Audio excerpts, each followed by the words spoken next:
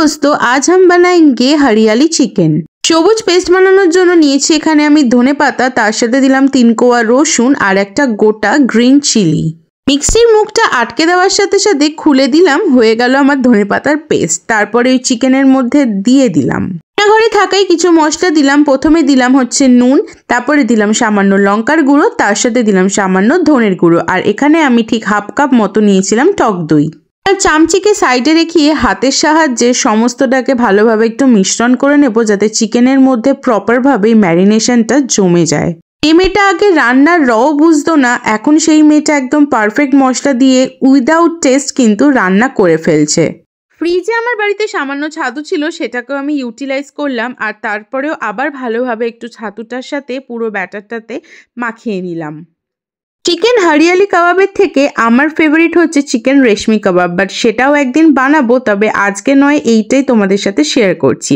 এবারে বাড়িতে থাকা কয়লা একটু গরম করে ওপর থেকে ঘিও আমি ছড়িয়ে দিয়ে ওপর থেকে দিয়ে দিলাম আমি চাপা, তার কারণ যদি এই ধোঁয়াটা একটু চিকেনগুলোর মধ্যে ছড়াতে পারে। বাড়িতে কাবাবের কাঠি ছিল, তাই সেটার ভেতরেই একটা একটা করে চিকেনকে আমি ঢোকানোর চেষ্টা করলাম। এই চিকেনটা কোনোভাবেই ঢুকছিল না, তাও আমি ধাক্কা মুক্কা মেরে ওকে একটু ঢুকিয়ে দেওয়ার চেষ্টা করলাম। তারপরে একটার পর একটা চিকেন সবকটাই কিন্তু এই কাঠির মধ্যে ঢুকিয়ে নিচ্ছি, যেরকম কাবাবের আকারে আমরা খেতে চাইছি। তারপরে আর কি, মায়ের গ্যাস ধ্বংস করার জন্য হালকা আছে গ্যাসটাকে রেখে একটা একটা করে চিকেনের স্টিকগুলোকে দিয়ে দিলাম একটা জালির ওপরে বসিয়ে।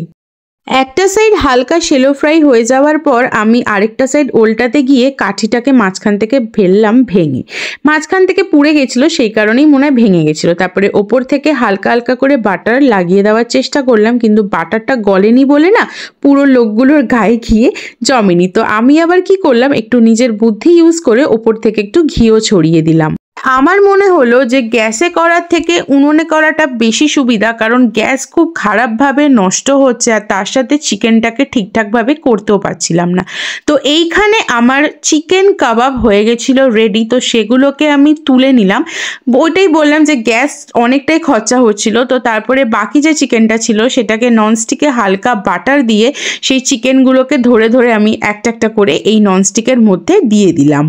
আশা করছি ফিউশন ব্লগারের এই নানান ধরনের ভিডিও তোমাদের ভালো লাগছে। হ্যাঁ, অবশ্যই ভালো লাগছে, না হলে কি আমি এত তাড়াতাড়ি 30,000 সাবস্ক্রাইবার কি কমপ্লিট করতে পারতাম? শুধুমাত্র তোমাদের জন্যই কিন্তু এটা পসিবল হয়েছিল। এই কাবাবগুলোকে পুড়িয়েছিলাম, সেগুলোকে এবার কাঠি থেকে বার করে নিচ্ছি। অনেক কাবাব জানো তো কাঁচাও থেকে গেছিলো, বললাম না গ্যাসটা সেরকমভাবে ইউজ করতে পারিনি বলে। তো যাই হোক, সেগুলোকে সুন্দর করে বাটিতে আমি সাজিয়ে দিলাম, তার কারণ ওয়েল এডুকেটেড তো দেখাতেই হবে চিকেনগুলোকে, কি বলো তোমরা। এখানে স্যালাডের জন্য পেঁয়াজ আর শসাও দিয়ে দিয়েছিলাম, আর রেডি হয়ে গেল আমাদের চিকেন হরিয়ালি কাবাব। কাবাবটা হালকা কাঁচা ছিল বটে, কিন্তু ম্যারিনেশনটা অসাধারণ হয়েছিল।